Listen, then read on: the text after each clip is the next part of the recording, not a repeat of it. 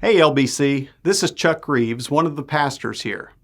Hebrews 3:13 says, "But exhort one another every day as long as it is called today, that none of you may be hardened by the deceitfulness of sin." The book of Hebrews is a letter written to first century Christians, and it contains some of the sternest and gravest warnings to Christians in the New Testament. These warnings should cause us to pause and consider the very real danger that we all face. The author compares the situation of the Christians of his day with the situation of the generation of Israelites who saw God part the Red Sea.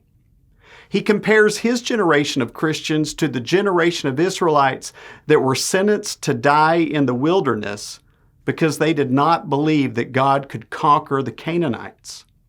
He warns these Christians that they are susceptible to being hardened by the deceitfulness of sin, just as those Israelites were.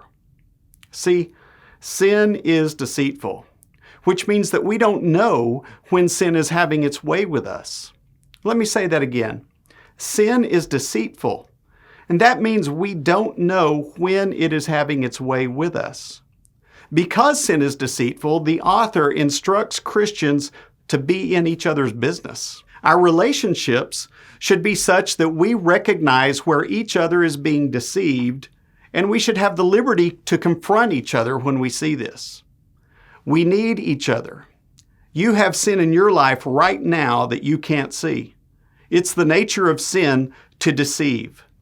But the fact that sin is common does not mean we should ever be complacent, because sin hardens us. It leads us to unbelief.